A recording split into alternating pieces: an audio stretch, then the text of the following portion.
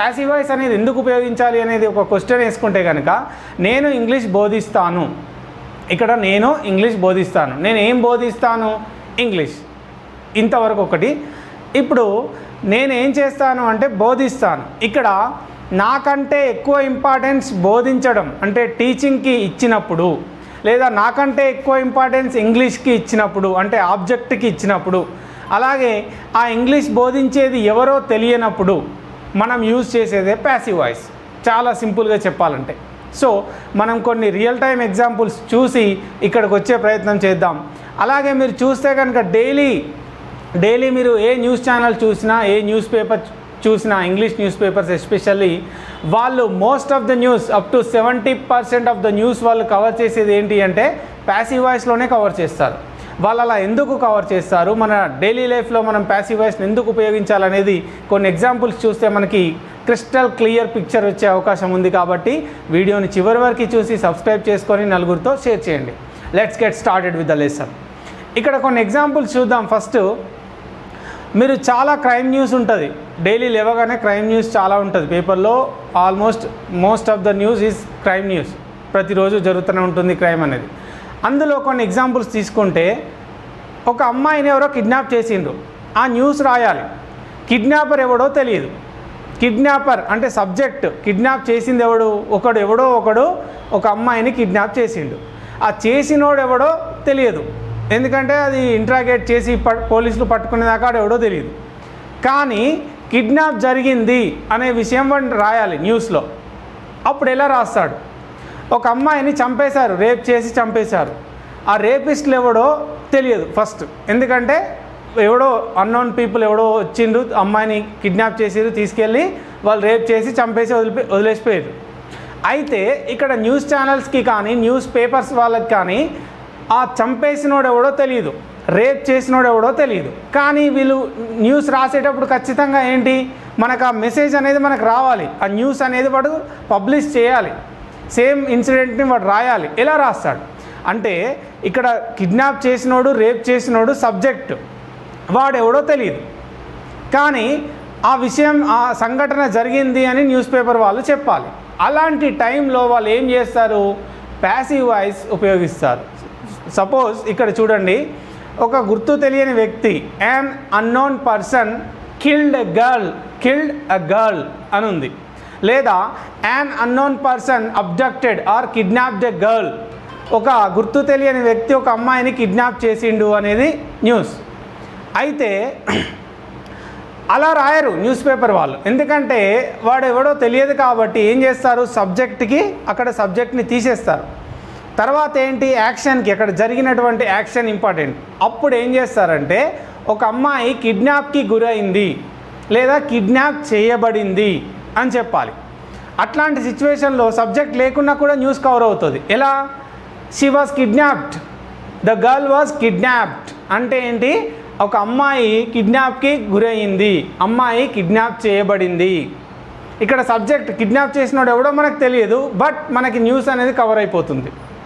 ఇదే విధంగా చేసిన వ్యక్తి అంటే ఒక పని చేసిన వ్యక్తి సబ్జెక్ట్ ఎవడో తెలియనప్పుడు మనం ప్యాసివ్ వాయిస్నే ఉపయోగిస్తాం. ఇప్పుడు మీరు ఏదైనా most of the crime news చూడండి, మొత్తం ప్యాసివ్ వాయిసే ఉంటుంది. I bet it 80% of the crime news మొత్తం ప్యాసివ్ వాయిస్లోనే ఉపయోగిస్తారు. కొన్ని ఎగ్జాంపుల్స్ చూద్దాం. షీ వాజ్ రేప్డ్, అమ్మాయి రేప్ చేయబడింది, రేప్కి గురయ్యింది అని చెప్తారు. అయితే ఇక్కడ ఎందుకు ఇక్కడ అమ్మాయిని హైలైట్ చేస్తున్నామంటే, చేసిన వ్యక్తి ఎవడో తెలియదు, కానీ అమ్మాయి ఒక క్రైమ్కి గురైంది. అక్కడ ఇంపార్టెంట్ ఏంటి అంటే, కిడ్నాప్ చేయబడింది, కిడ్నాప్కి గురైంది. అక్కడ వర్బ్ ఇంపార్టెంట్, ఆబ్జెక్ట్ ఇంపార్టెంట్, ఎందుకంటే సబ్జెక్ట్ ఎవడో మనకు తెలియదు, రైట్? ఇక్కడ చూస్తే షీ వాజ్ రేప్డ్ అంటే అమ్మాయి రేప్ చేయబడింది, అమ్మాయి రేప్కి గురయ్యింది అని చెప్తారు. అలాగే she was brutally murdered, she was brutally murdered అంటే ఆమె అత్యంత కిరాతకంగా చంపివేయబడింది. ఆ చంపేసినోడు ఎవడో తెలియదు, మళ్ళీ killer, we don't know who the killer is, who the bloody killer is, then yet we need to report the news. అప్పుడు ఏం చేస్తారు, సింపుల్గా అమ్మాయిని హైలైట్ చేస్తారు. అంటే ఆబ్జెక్ట్ ఎవరైతే దానికి గురయ్యారో, ఆ యాక్షన్ ఎవరు రిసీవ్ చేసుకున్నారో వాళ్ళని హైలైట్ చేసి న్యూస్ రాయడం జరుగుతుంది. అప్పుడు ఏమవుతుంది, షీ వాజ్ బ్రూటల్లీ మర్డర్డ్ అంటే ఆమె కిరాతకంగా చంపేయబడింది, కిరాతకంగా హత్య చేయబడింది, కిరాతకంగా హత్యకి గురయ్యింది అని అర్థం. అలాగే చూడండి, they have been arrested, they have been arrested. Usually ఇక్కడ ఒక సెంటెన్స్ చూద్దాం. కల్ప్రిట్స్ కానీ ఎవరైనా క్రిమినల్స్ ఉంటారు కదా, దే హ్యావ్ బీన్ అరెస్టెడ్ అంటే వాళ్ళు అరెస్ట్ అయ్యారు లేదా వాళ్ళు అరెస్ట్ చేయబడ్డారు. బేసిక్గా వాళ్ళని అరెస్ట్ చేసేది ఎవరు? పోలీసులే కదా. పోలీసులే అరెస్ట్ చేస్తారని తెలిసినప్పుడు పోలీస్కి అక్కడ ఇంపార్టెన్స్ ఏంటి అంటే ఆ సబ్జెక్ట్ అనే దానికి తక్కువ ఇంపార్టెన్స్. అందుకే మనం ఏం చేస్తాము, ఈ విధంగా హైలైట్ చేస్తూ ప్యాసివ్ వాయిస్లో చెప్పడం జరుగుతుంది. అక్కడ పోలీస్ అని మెన్షన్ చేయకపోయినా మనకి సేమ్ మీనింగ్ వస్తుంది. అలాంటి సిచ్యువేషన్లో మనం ప్యాసివ్ వాయిస్కి వెళ్ళడం బెటర్. అందుకే మొత్తం ప్యాసివ్ వాయిస్లోనే యాడ్ చేస్తూ ఉంటారు. ఇప్పుడు చూడండి, the criminals have been arrested, the culprits have been arrested అంటే వాళ్ళు అరెస్ట్ చేయబడ్డారు.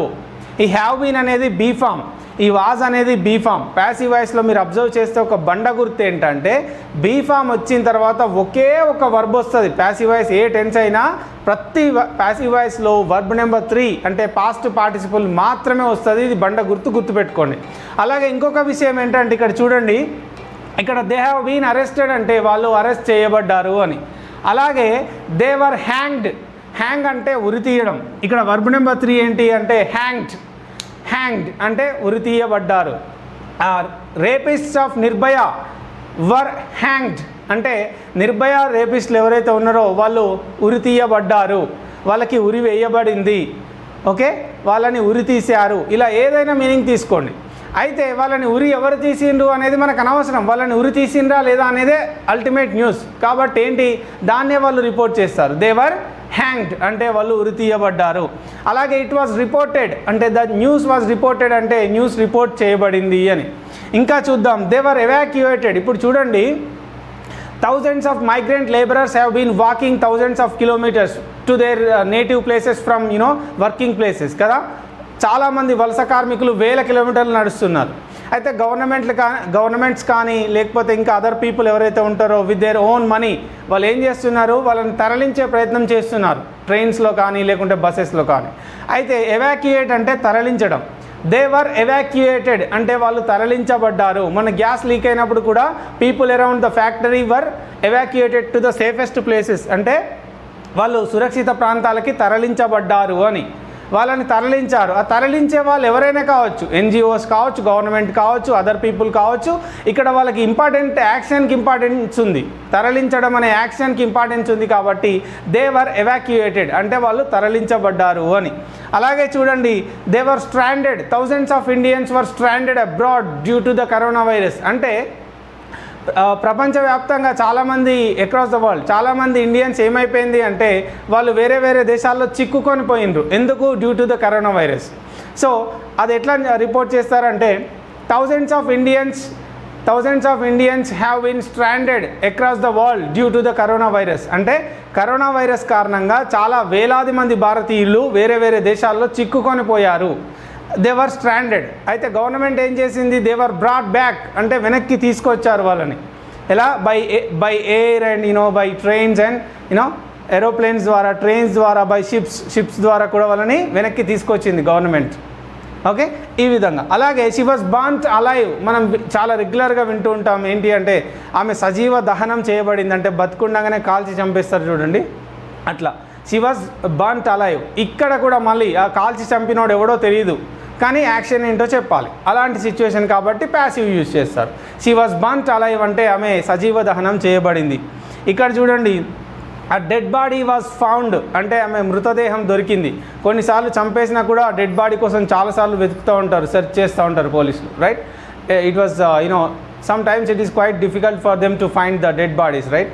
ఇక్కడ మృతదేహం దొరికింది అని చెప్పడానికి డెడ్ బాడీ వాజ్ ఫౌండ్.